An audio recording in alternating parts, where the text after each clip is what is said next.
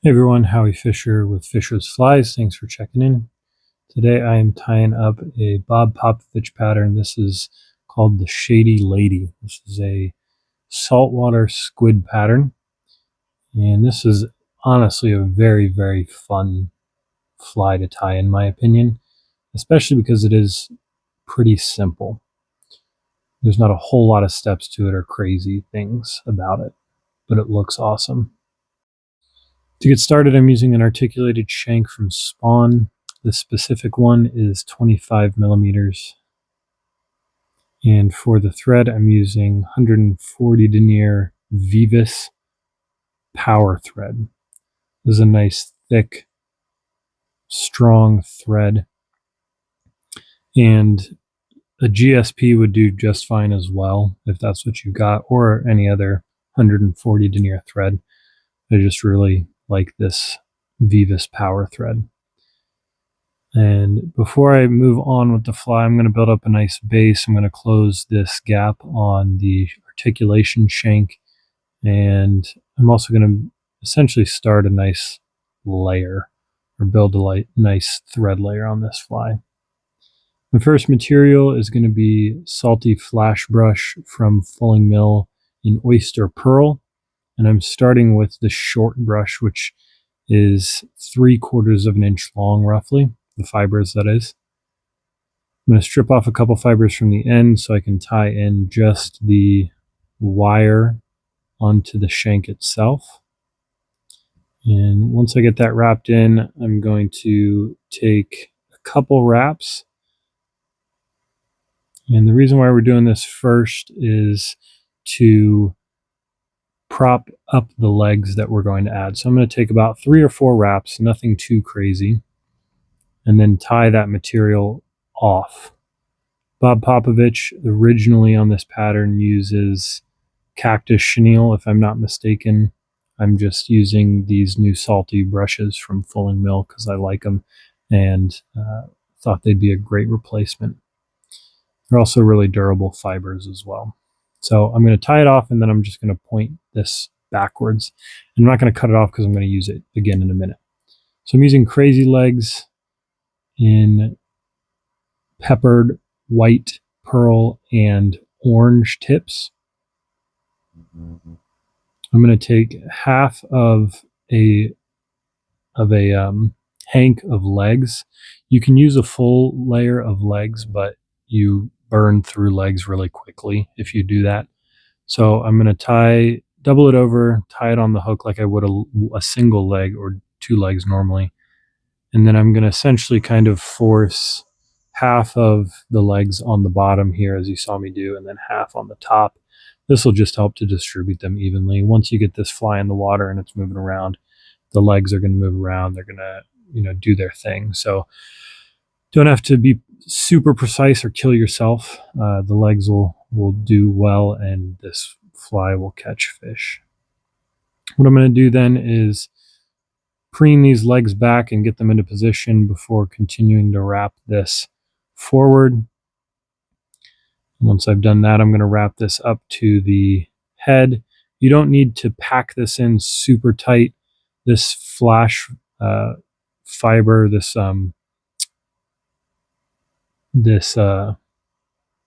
brush is pretty dense, so it'll build up quickly. You don't need to pack it in there super tight. Once I get it to the eye of the shank, I'm going to tie it off and snip off my excess. And other than a whip finish, that's it for the back half of the fly. So again, pretty simple, really just 2 materials and 2 steps. But once I snip that free, I'm going to whip finish and snip my thread off.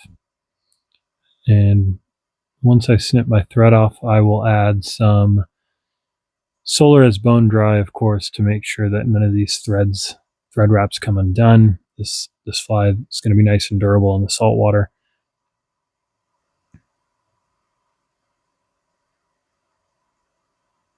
Just a thin light coat, and then I'm going to cure that with my UV light.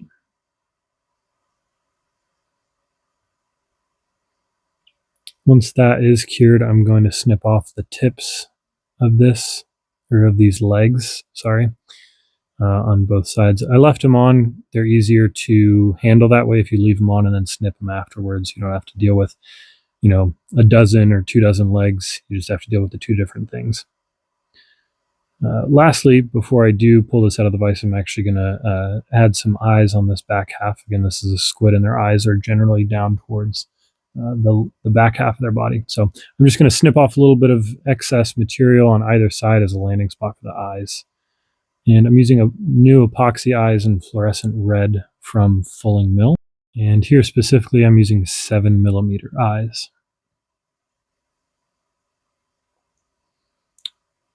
First, to secure these eyes, I'm just going to add a drop of super glue. And then I'm going to put my eye on there and push it into place. And then I'm going to flip this over and do the same thing on the other side. And I'm going to put my eye on and then press down.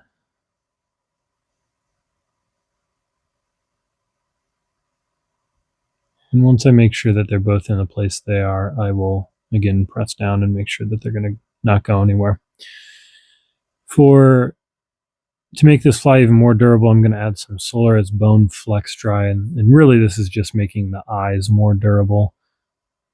Make sure that they have a little bit of reinforcement and they're less likely to come off. So I'm going to add some on one side, hit it with my UV light, flip it over, add a little bit on the other side, and do the same thing. If you've never tried out this Solarez Bone Flex Dry, I highly recommend it. It is a newer product from Solarez. At this point, at the recording of this video, this product has been out about a year from Solarez, and I think it's absolutely game changer, specifically because it flex resin, no matter the brand, typically doesn't cure tack-free, or it takes forever to cure. And with it being so thin, like the Solarez Bone Dry, it cures a lot quicker and cures tack-free, but it's still flexible. So again, I highly recommend it. For the front of this fly, I'm using a Fulling Mill 6040 streamer stripper hook in 1/0. And again, I'm getting started with my thread. And you don't really need to necessarily get started with your thread anywhere. I am going to lay down a thread base, though, to make sure that I give the intruder wire for the back shank a nice base layer to essentially grab onto or hold onto. You especially want to do this if you're using this streamer stripper hook. The hook is coated in Teflon, and so it is naturally more slippery. So you definitely want to make sure that you have a good base layer of thread for that intruder wire to hold on to. For the intruder wire, I'm using Senyos in the large. So this is size 6 or larger. And at the end of the day, if you have the smaller, go ahead and use it, because you're not putting any, there's not going to be any pressure per se on the back part of this fly because it's just a shank. It's not a hook. If you are using a hook instead, then I would recommend definitely obviously going larger. But if you're just doing the shank like here, then you don't need that larger diameter wire if you don't necessarily have it. So I'm going to tie this shank on the intruder wire and then double it back over on itself. You still want to double it back over on itself because even through repetitive casting, if it's not, it can still slip out, believe it or not. And then for added security, I'm going to add a little bit of super glue. And I like to do this before laying down a bunch of wraps so it can soak into the wire and the thread and the thread base as well. And then before moving forward, I'm just going to cover this wire and super glue pretty well.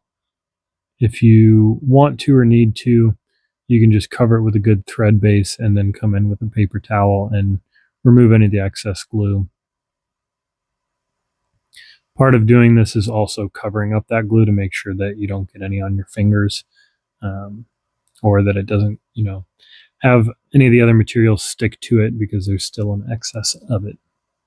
All right, now that I've fast forwarded through that and got to the next step, I'm going to again add this fulling mill salty brush back in. I'm using the same one, same size, the short version, to start this fly, or this portion of the fly. Again, I'm going to strip some fibers off to show the bare wire, and then I'm going to tie this in just above the intruder wire. And I'm going to repeat the same process. Again, this is a pretty simple articulated fly and one that just looks killer, especially with these brushes from Fulling Mill, or even if you're just using the original cactus chenille. And with every wrap, I'm just preening these fibers backwards. And I'm going to take this to my thread, which you might notice I left it about the 2/3 way. So I want to leave about 1/3 or so of my hook shank bare, and this will leave space for the remaining step. So once I get that tied off and snip it off with my wire cutters here, I'm going to tie in my next material after I clean this head up a little bit.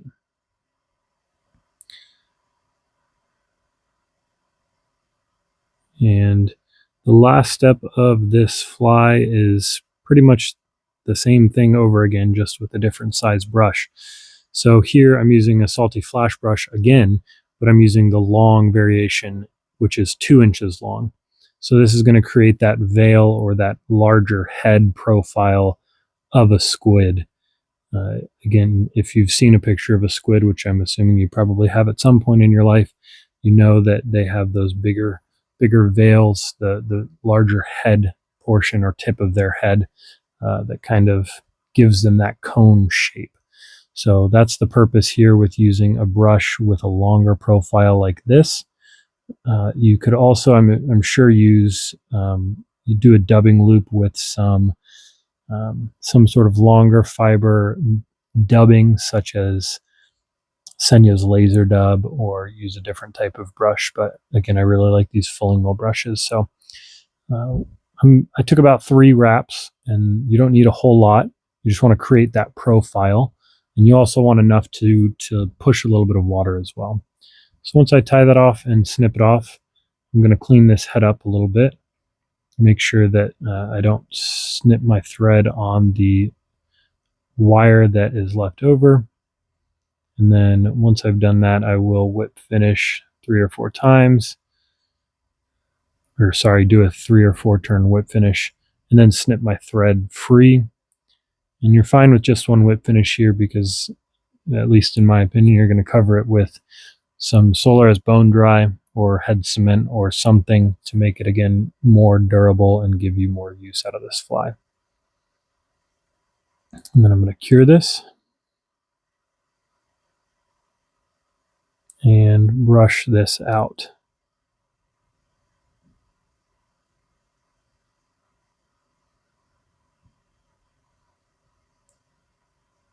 And again, this is a pretty simple fly. It's not, a 2, 3, 4 minute fly, but in the grand scheme of things, it's pretty simple. Last step, as you saw, I'm going to flick the hook a little bit, and that'll just pop those fibers out. And I'm going to lightly trim this brush that I just tied in. So you want to obviously leave some of those longer fibers, but just take down the bulk a little bit because we still want it to look like a shrimp, or a squid, sorry. And I am going to come in, and this probably doesn't matter, but I'm going to just trim away some of the fibers so that eye shines through. But here you have it again. This is Bob Popovic, Shady Lady. Tie 'em up, fish 'em. Let me know what you think.